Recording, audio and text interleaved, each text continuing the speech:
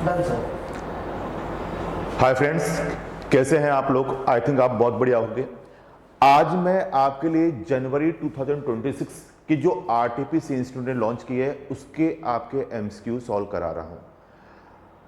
आपके काफ़ी बच्चों के मेरे पास डाउट आ रहे हैं कि सर जो जनवरी 26 है उसके अंदर कौन से एग्ज़ाम का पैटर्न लगेगा या फाइनेंस एक्ट कौन सा लगेगा। तो देखो स्टूडेंट, मैं आपको इसमें बता दूं, आपके ये एग्ज़ाम के लिए जो फाइनेंस एक्ट है 2024 ही लगेगा। मई 26 से जो आपके फाइनेंस एक्ट 2025 लगेगा, तो आपका अटेम्प्ट तो वही है जो सितंबर में दिया जो बच्चों ने, वही जनवरी 26 में रहेगा। यानी फाइनेंस एक्ट आपके जो 24 है ना, उसी के साथ आपको वर्किंग करनी है। तो इसमें कंफ्यूज मत होना, फाइनेंस एक्ट 2024 के साथ ही जो मैंने आपको क्लास में पढ़ा रखा है उसी के साथ आपको पूरी वर्किंग करनी है। और जो आपके आरटीपी आई है उसको मैं आपके क्लास में अब सॉल्व करा रहा हूं। तो देखो आरटीपी के अंदर जो केस सिनेरियो जो दे रहे हैं इनको कैसे अपन सॉल्व करते हैं। तो मैंने हर बार क्लास के अंदर भी आपको बताया है कि जब भी ये केस सिनेरियो आपको सोल्व करना होता है तो सबसे पहले तो आप एग्जामिनर का माइंड रीड करो कि वो आपसे पूछना क्या चाह रहा है, आपको क्या पूछना चाह रहा है। तो उसके हिसाब से आप अपने आंसर को प्रिपेयर कर सकते हैं। हम जो पढ़ेंगे उस पर मॉनिटरिंग कर सकते हैं, फोकस कर सकते हैं कि इसमें ये चीज पूछ रहा है। तो based on the fact on the case scenario give above, choose the most appropriate answer. आपको कौन सा बताना है? जो मोस्ट अप्रोप्रिएट आंसर होगा उनके आंसर देने हैं, बताना है। To following multiple choice questions, MCQ की बात हो रही है। Compute the income taxable under the head income from house property. ये आपको पूछ रहा है, okay, in the hand of mister Vivek. पहला तो ये बता रहा है हाउस प्रॉपर्टी की इनकम कैलकुलेट करना है, जो कि आप इजीली कैलकुलेट कर सकते हो, मैंने आपको बता रखा है। दूसरा अपन बात करते हैं compute the income taxable under the head capital gain, आपको कैलकुलेट करना है in the hand of mister Vivek के घर। तो विवेक का कैपिटल गेन देखते हैं। Determine the amount of tax credit to be available mister Vivek for the financial 24-25 if tax has been deducted by the deductors. तो कितना टैक्स क्रेडिट हो क्या आएगा? चलो ठीक है, ये भी अपन को समझ में आ गया। And in the financial 23-24 mister Vivek receive the maturity proceeding from the both of the policy 40 lakhs 27 lakh respectively, considering the most beneficial to Mr. Vivek which of the following statement। ये मैंने income from other source में पढ़ाया था कि 5 लाख तक का आपके value है प्रीमियम का, तो आपके एग्जेंट है। 5 लाख से ऊपर होगा एग्रीगेट करने से तो टैक्सेबल होता है। तो हम उसमें से उस पॉलिसी को ले लेते हैं जिसका वैल्यू 5 लाख तक आ रहा है, वो आपके लिए मोर बेनिफिशियल दे जाएगी। And then compute the tax liability of mister Vivek, tax liability calculate करनी है विवेक की। तो ये 5 क्वेश्चन आपके दिए गए हैं स्टूडेंट, जिनको अपन अभी डिस्कस कर लेते हैं। तो हमारे माइंड में फोकस हो गया कि एक तो हाउस प्रॉपर्टी की कैपिटल गेन, टैक्स लायबिलिटी, ये आपसे पूछ रहा है। तो देखो विवेक मल्होत्रा, अपन केस स्टडी को पढ़ते हैं। Vivek Malhotra an Indian resident है, ओके, इंडियन रेसिडेंट है। हैव 4 रेजिडेंशियल प्रॉपर्टी, 4 प्रॉपर्टी है। ओ, अब 4 रेजिडेंशियल प्रॉपर्टी है in India, 2 of them are Delhi, 2 तो कहां है? दिल्ली में। Which one is self occupied? And एक तो सेल्फ ऑक्युपाइड है और second is let out, monthly rent of ₹140, monthly rent of ₹140। देखो मैं ड्राफ्टिंग करता हूं थोड़ा सा क्वेश्चन को, जिससे कि आपको अपन बात करते हैं। एक तो प्रॉपर्टी है दिल्ली में, 2 प्रॉपर्टी है दिल्ली में। एक है आपका सेल्फ ऑक्युपाइड, एक है आपके लेट आउट, ठीक है। सेल्फ ऑक्युपाइड प्रॉपर्टी है और एक है लेट आउट। लेट आउट आपकी की गई है, रेंट है 1,40,000 पर मंथ है, तो एनुअली करेंगे तो मल्टीप्लाई बाय 12 हो जाएगा, 12 मंथ्स का, ठीक है, ओके। साहिल को देखिए सैलरीड इंडिविजुअल है वो, कि आपके सैलरीड इंडिविजुअल है भाई, ठीक है। अब 1,40,000 तो आपका माइंड होगा या टीडीएस का भी आता, तो उसने पूछा ना टीडीएस का, तो मैंने आपको बताया था कि यदि आप रेंट 50,000 से ज्यादा इन ए मंथ और पार्ट ऑफ द मंथ अपन पे करते हैं तो टीडीएस की एप्लीकेबिलिटी हो जाएगी। और अमेंडमेंट के बाद अब ये रेट हो गई 2%। अमेंडमेंट कराया था ना क्लास में, पहले 5% थी, अब हो गई 2%। तो 2% से टीडीएस डिडक्ट करना है 194 IB के अंदर।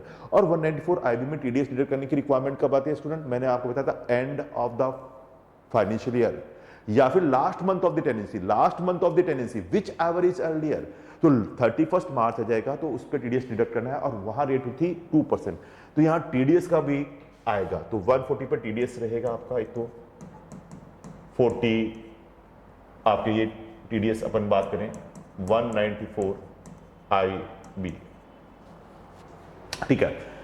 To reduce his tax liability he gifted one of the residential house property Mumbai to his wife. Section 27 आपके डिम्ड ऑनरशिप, सेक्शन 27 आपको मैंने पढ़ा रखा है, डिम्ड ऑनरशिप लग गया miss Ankita, and second one is minor daughter. फिर आपके डिम्ड ऑनरशिप, यदि आपने प्रॉपर्टी विदाउट कंसिडरेशन या इन एडुकेट कंसिडरेशन में अपने स्पाउस को या फिर माइनर चाइल्ड को दी गई है, तो ऐसे केस में उस प्रॉपर्टी पे आपको क्या मान लेते हैं हम, डिम्ड ऑनर मान लिया जाता है। तो यानी ट्रांसफर है, यानी हस्बैंड, ये वो ही टैक्सेबल हो जाएगा। मैंने बहुत अच्छे से क्लास में क्वेश्चन करा रखा है सेक्शन 27 का, ये वही है। मिस पूजा जो कि आपकी डॉटर है, उसको दी गई है without adequate consideration in April 2025। The expected rent of the self-occupied in Delhi is ₹50,000। इसका expected rent कितना है, 50,000 रुपए, ₹50,000। और आपको पता है मैंने कहा डिम्ड लेट आउट, क्योंकि 4 प्रॉपर्टी है तो 2 प्रॉपर्टी तक सेल्फ ऑक्युपाइड मानेंगे, 2 से ज्यादा है तो डिम्ड लेट आउट बन जाएगा। और आपको मैं बता दूं स्टूडेंट, डिम्ड लेट आउट के इसमें जेवी क्या होती है, एक्सपेक्टेड रेंट। जेवी क्या होती है, एक्सपेक्टेड रेंट इक्वल टू जेवी। तो ये चीज आपको बता रहा है। Now the question is again, यहां पर इसने कहा 50,000 and expected rent of the property in Mumbai 70,000 each। अब जो प्रॉपर्टी मुंबई में है उसकी वैल्यू आ रही है मुंबई, 2 प्रॉपर्टी है और एक की वैल्यू क्या है 75,000, यानी 2 प्रॉपर्टी है, दोनों सेल्फ ऑक्युपाइड है, सेल्फ ऑक्युपाइड, दोनों का एक्सपेक्टेड रेंट है ER,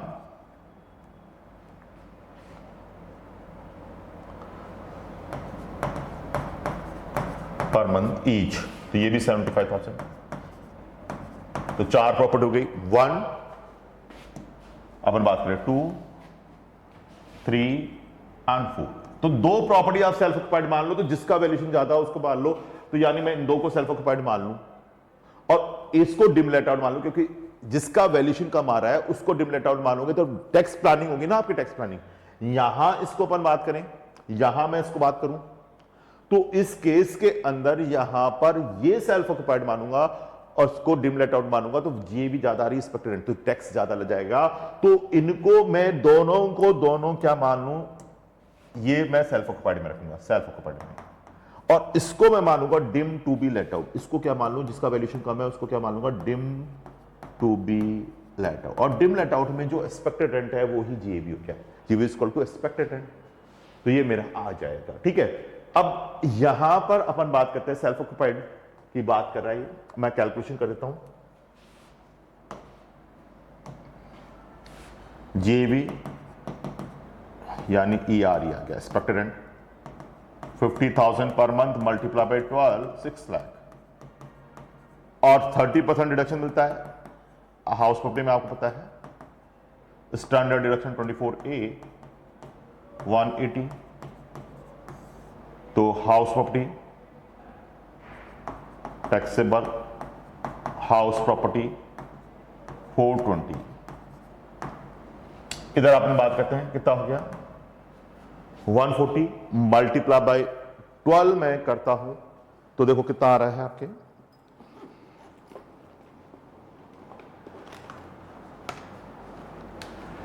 $140 multiply by 12 equal to 16,80,000 student.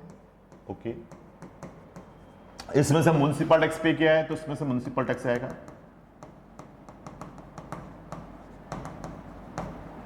Amount है यहां पर इसने म्युनिसिपल टैक्स पे किया है amount rupees 124 let out property. तो इनकम नेट एनुअल वैल्यू कितनी होगी,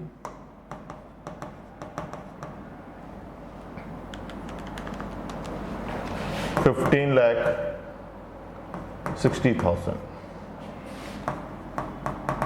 less deduction 24A 30% of NAV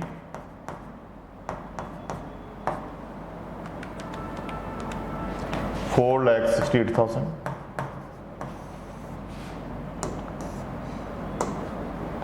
taxable income 10,92,000। तो मेरी हाउस प्रॉपर्टी की टैक्सेबल इनकम कितनी बनेगी? वो तो जीरो है ही, ये हो जाएगा 420, 15,12,000। ये आपका आंसर आना चाहिए, 15,12,000।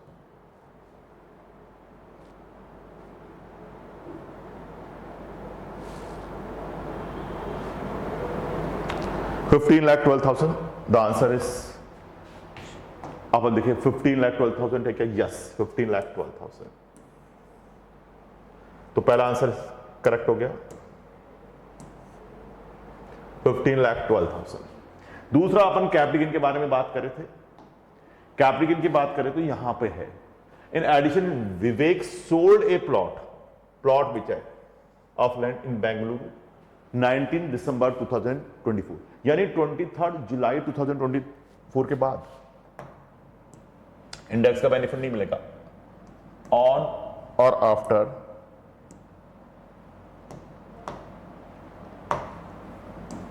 और आफ्टर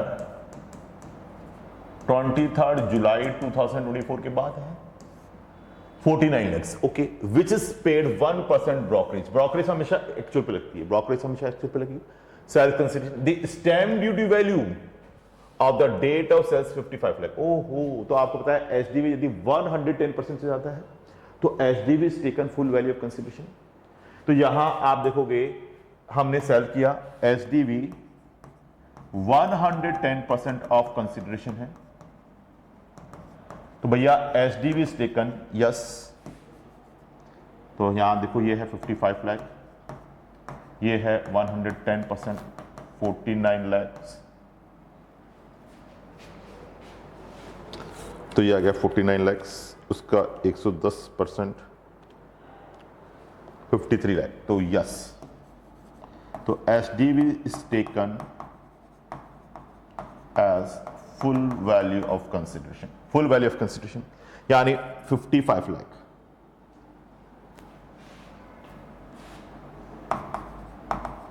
ये लेना है आपको, ठीक है। This plot was purchase by him ₹3 lakhs, okay. The fair market value and stamp duty value अपन देखते हैं 1 अप्रैल 2001 की। तो कॉस्ट ऑफ एक्विजिशन को मैंने बताया था कैसे लेके चलेंगे, actual cost of acquisition 3 lakhs,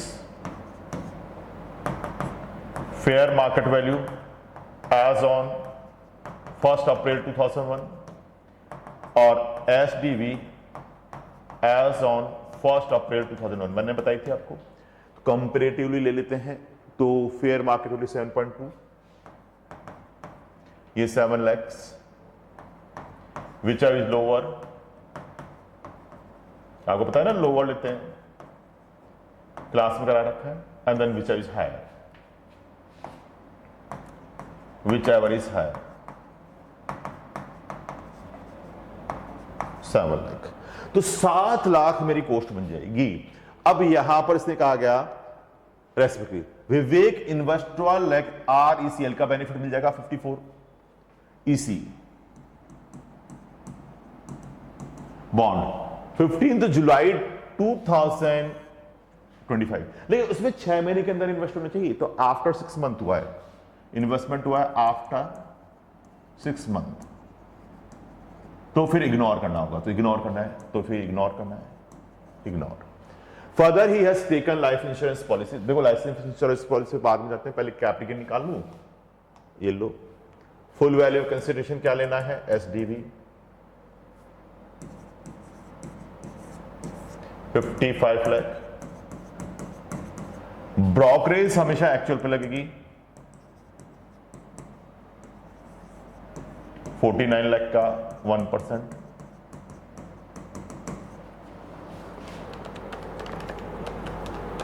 $49,000 तो नेट सेल्स कंसिडरेशन।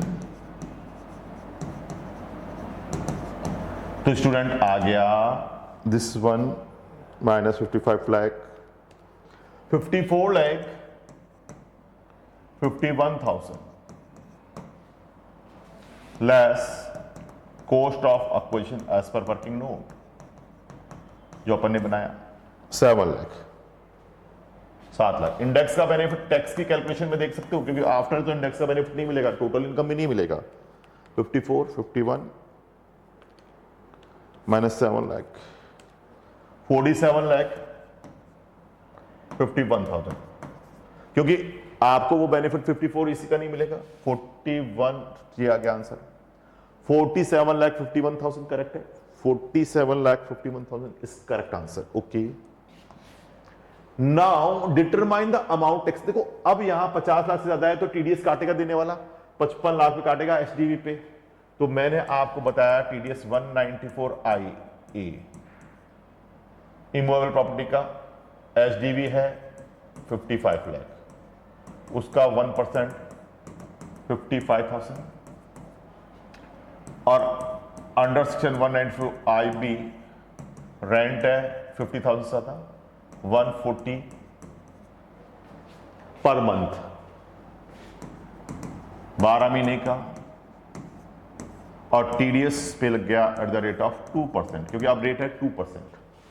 तो 14 lakh multiply by 12 16, this one 2% 33,600। तो टोटल टीडीएस अमाउंट आप क्या गया प्लस 55 88,600।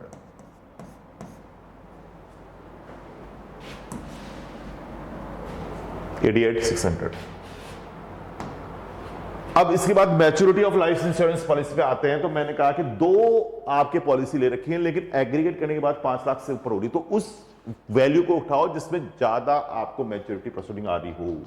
तो मैं यहां आता हूं आगे वाले क्वेश्चंस पे।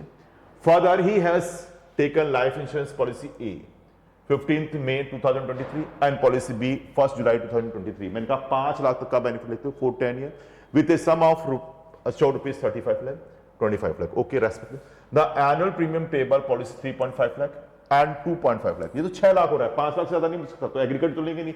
तो which is more beneficial, this one, जिसका वैल्यूएशन ज्यादा रहेगा 35 लाख। तो आपकी पॉलिसी ए ले लो जिसके अंदर मैच्योरिटी प्रोसीडिंग भी ज्यादा आ रही हो। तो उसने पूछा है किस में बेनिफिट रहेगा, तो अपन बात करें the maturity proceeding from policy A में ज्यादा रहेगा, exempt from policy B is taxable. तो पॉलिसी ए को एग्जाम्प्ट करो, पॉलिसी बी को टैक्सेबल कर दो। ठीक है students, last computation of tax liability of Vivek for the 25-26। तो देखो मैं यहां पर बहुत सीधी सिंपल सी बात करूं आपके, एक तो बनेगा सीधा सिंपल टैक्स हाउस प्रॉपर्टी का, इनकम फ्रॉम हाउस प्रॉपर्टी। इसमें तो फाइनेंस एक्ट की रेट लगेगी जो कि अपने आ रही थी 15 लाख कुछ, ये था यहां पे अपन नहीं 15,12,000 दिस द टैक्सेबल अमाउंट।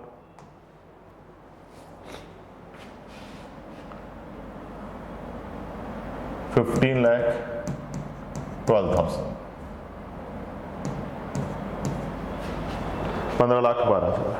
ठीक है, और दूसरा कैपिटल गेन की इनकम आ रही है। तो कैपिटल गेन पे तो अपन टैक्स बाद में लगा लेते हैं, पहले इधर देखते हैं tax on about. Shift out कर रहा है, ये देखो क्वेश्चन में शिफ्ट आउट बोल रहा है, ऑप्ट आउट बोल रहा है। This is also important word, opt out. This is opt out, different colour use करता हूं। Opt out the default tax rate, यानी ओल्ड स्कीम से करना है तो ओल्ड टैक्स रेट यूज करनी है मुझे। तो पहले 10 लाख तक का टैक्स कितना बना, 10 लाख तक का टैक्स बना, हाँ एटीसी का रिडक्शन भी तो मिलेगा। पहले तो अपन पूरा ही बना देता हूं, पूरा करते हैं अपन। Income from capital gain, GTI भी निकलेगी। कैपिटल गेन कितना आया था, this one 47,51,000।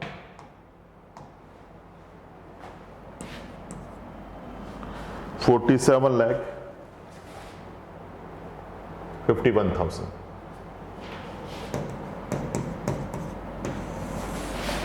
GTI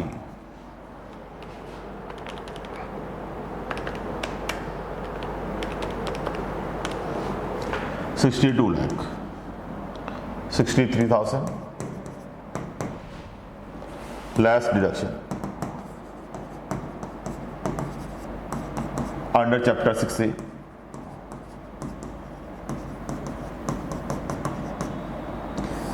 ATC LIC की बात कर रहा है, 1.5 लाख तक आपको मिल जाएगी। टोटल इनकम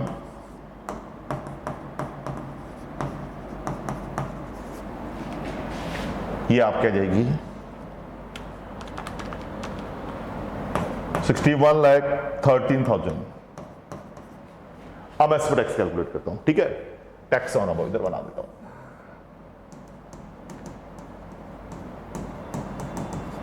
पहले नॉर्मल इनकम टैक्स देखूं,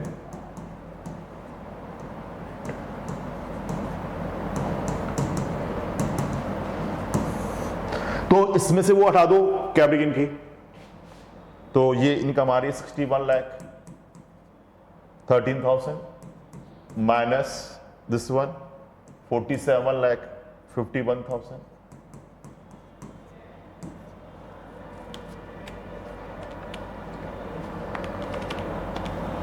$13,62,000। इस पे टैक्स कैलकुलेट कर लो, 1,12,500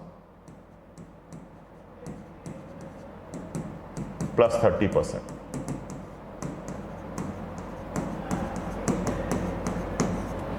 तो 10 लाख हटा दो इसमें से, उसका 30% स्टूडेंट प्लस 1,12,500, अमाउंट इज 2,21,100, 2,21,100। अब टैक्स ऑन कैपिटल गेन। अब LTC में दो चीज है कि आपके 10 ऑप्शन है, विदाउट इंडेक्स और विथ इंडेक्स, ये पता है ना। इस पे 12.5% है विदाउट में तो, और इस पे 20% है। तो मुझे इसमें इंडेक्स के साथ कैलकुलेशन करनी पड़े तो क्या होगा। तो देखो विदाउट इंडेक्स का तो अपन ने ये निकाल ही रखा है 47,51,000,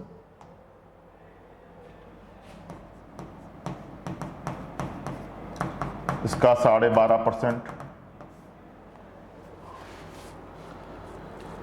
47,51,000 का 12.5% स्टूडेंट है 55,93,875।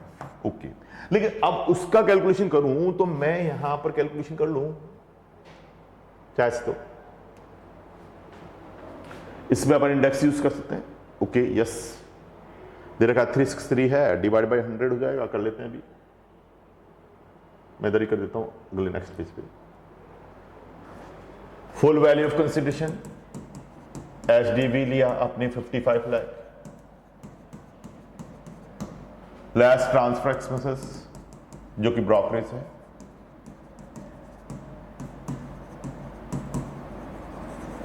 एक्चुअल का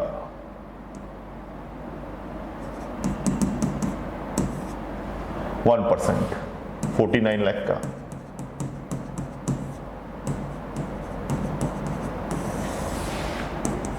नेट सेल्स कंसिडरेशन। ये सिर्फ टैक्स की कैलकुलेशन में करना है।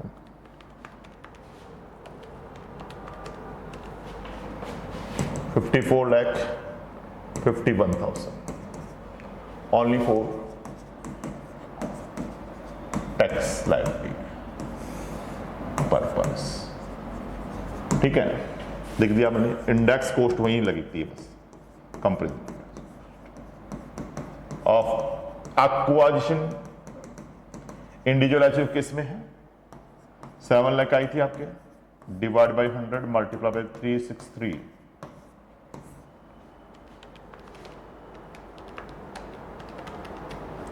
तो स्टूडेंट ये आ जाएगा 25 लाख। मैं आपको सीधा सिंपल 25,41,000 क्लियर है ना। तो LTCG इंडेक्स के साथ ही आ गया 50 दिस 29 lakhs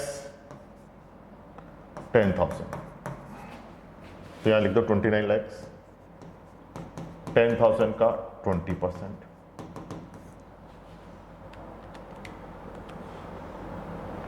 582। तो कौन सा सेलेक्ट करना है, which is more beneficial, which is more beneficial basis?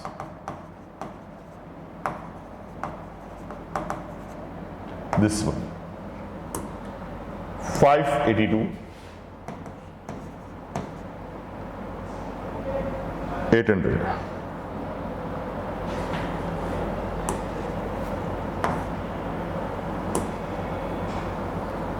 $5,82,000। तो टैक्स कितना हो गया,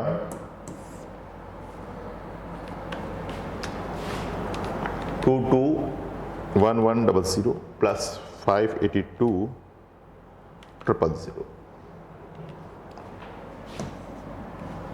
8 टैक्स हो गया फाइनली आपका 803,100।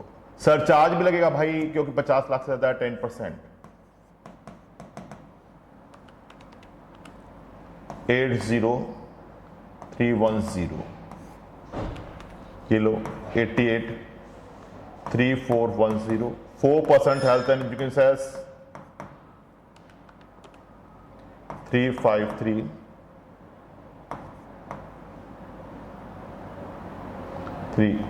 7 कर दो तो 918746, राउंड ऑफ कर लेते हैं तो आपको 50 रुपए हो जाएगा 288B में, 288B लग जाएगा, राउंड ऑफ करेंगे तो 288B, राउंड ऑफ का सेक्शन बताया था मैंने, 288B में राउंड ऑफ कर लो, 288B 91, इधर लिखते हैं 918750,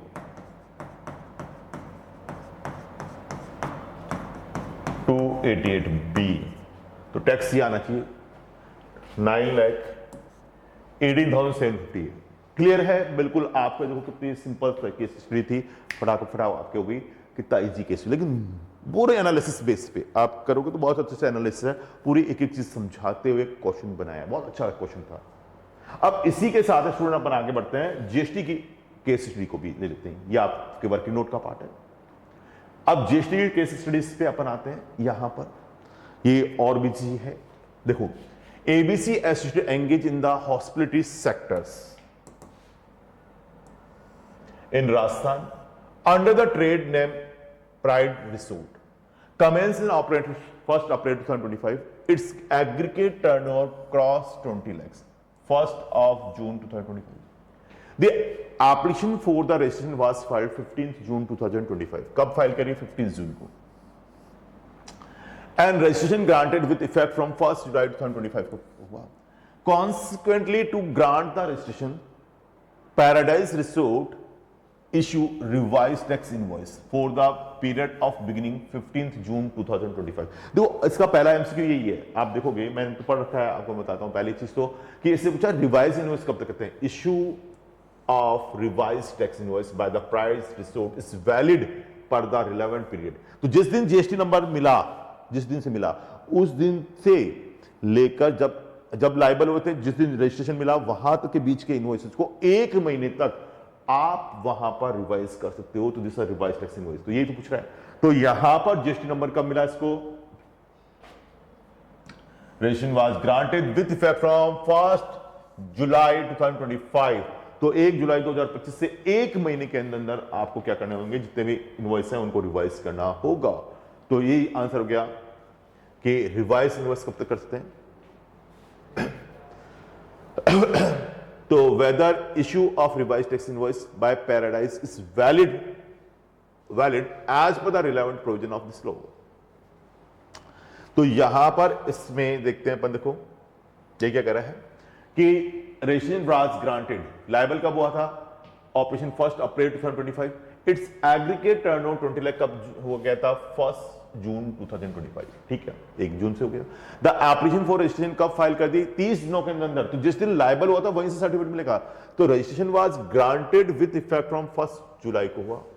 Consequent to grant the Resident Paradise Resort issue the revised tax invoice for period beginning 15th June 2025। ना जब से लायबल हुआ था तब से हो जाएगा ना, जब से लायबल हुआ था। तो जब से लायबल हुआ था उससे आपको फाइल करना है, तो ये गलत है, नो। और कब से जगह 1 जुलाई से, नो। तो नो, रिवाइज टैक्स इनवॉइस में भी इश्यू फॉर पीरियड 1 जून से होगा, जब से वो लायबल हुआ, to 1 July 2025, within a 1 month from the 1 July 2025। yes।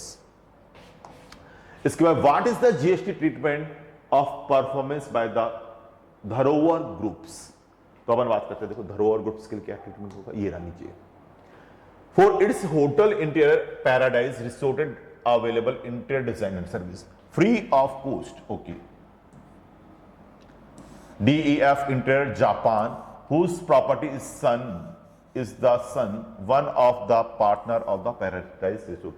Relative बोलते हैं ना उसको, रिलेटिव हो गया ये। Other relevant transaction of paradise resort include in the following. Ajay A GST registered person in Madhya Pradesh avail the lodging accommodation service at the resort for 2 night 3 days। Okay. For new year celebration paradise resort engage धरोहर group. Okay, धरोहर के लिए पूछ रहा है, इसी के लिए पूछ रहा है। Group classical music group for a performance at A agreed consideration of 2.5 lakh. तो यही हो गया 2.5 लाख। धरोहर ग्रुप के लिए तो 2.5 हो जाएगा। तो अपन बात करें a entire consideration 2.5 lakh is taxable. तो पूरा का पूरा धरोहर ग्रुप के लिए 2.5 लाख टैक्सेबल है, पूरा पूरा टैक्सेबल हो गया। इसके बाद whether there will be any GST liability of interior designer service provide free of cost by DEF Interior, which of the following statement most appropriate। देखो मैंने कहा इंपोर्ट ऑफ सर्विस पढ़ाया था। कंसिडरेशन तो फुली टैक्सेबल है, supply मानी जाएगी, लेकिन कंसिडरेशन नहीं है तो वो रिलेटिव पर्सन ने दिया है, रिलेटेड पर्सन को दी गई और उसने बिजनेस में यूज किया है, तो वो आपके सप्लाई बन जाती है। ये चीज इस केस में आपके बता रहा है। तो अपन देखो यहां पर बात कर रहा है, तो यहां इसके बेटे ने दी। इसी तरह से a marriage function hosted eight hotel premises 1 June 2025, invoice for the same is issued 28 June 2025, the consideration was received 29th June।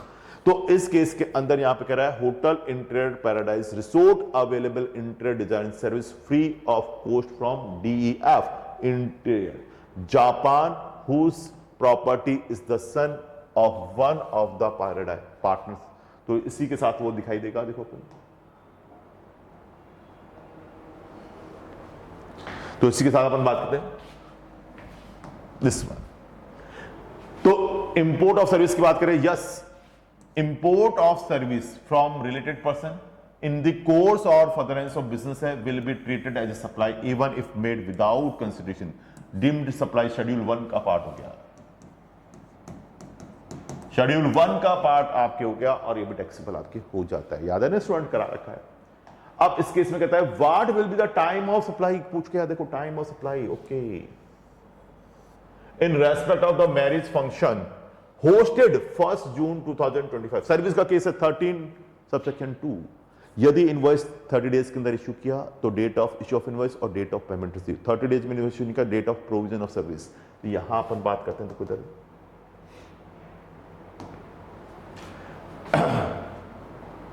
This one. तो अब इसमें अपन देखते हैं student on excelling compliance requirement, the management is also explores the possibility of transferring the hotel business as a going concern base पे, वो going concern base taxability on the base of fact given above you are required to answer the questions।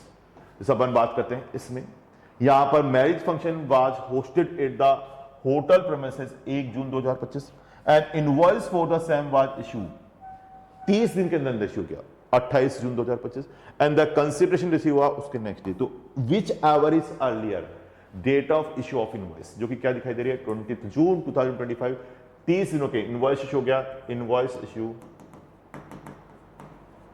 With in 30 days वाला point लग गया। तो अपन बात करें 28 June 2025, clear है? B. And then last is which of the following statement is correct? Statement 1, the place of supply of service provided by the agent will be the location of immovable property. बिल्कुल correct है, राजस्थान में वही होगी, बिल्कुल correct है, ठीक है। Statement 2, no GST is payable in case of transfer of business as a going concern, बिल्कुल करेक्ट है। Both statement are correct, both statement are correct, क्योंकि दोनों के दोनों आपको मैंने बता रखा है गोइंग कंसेंट बेस्ड। शेड्यूल 2 याद करो, उसके अंदर रखा हुआ है। शेड्यूल 2 में अपने सप्लाई नहीं बनता, ना तो गुड्स की सप्लाई है ना सर्विस की सप्लाई है, वहां बता रहे हैं। और प्लेस ऑफ सप्लाई जहां पर आप लोकेटेड हो वही जगह आपकी हो जाएगी, जो कि राजस्थान आपके दिखाई दे रहा है। सबसे पहला ही इसमें कहा इमूवेबल प्रॉपर्टी है, राजस्थान में इमूवेबल प्रॉपर्टी है ये। तो ये मैंने आपको याद करो बता रखा था, इमूवेबल प्रॉपर्टी होटल्स वगैरह के लिए, उसके लिए है, बता रखा है ना स्टूडेंट, ये चीज है। तो आई थिंक आपके मैंने डायरेक्ट टैक्स की और इनडायरेक्ट की दोनों की आपके आरटीपी के जो क्वेश्चन थे करा दिए, बहुत इजी वे में क्वेश्चन आपको कराए हैं, सिंपल ही हैं। तो आई थिंक आपको सारे आपके डाउट क्लियर होंगे। Thank you very much student, thank you.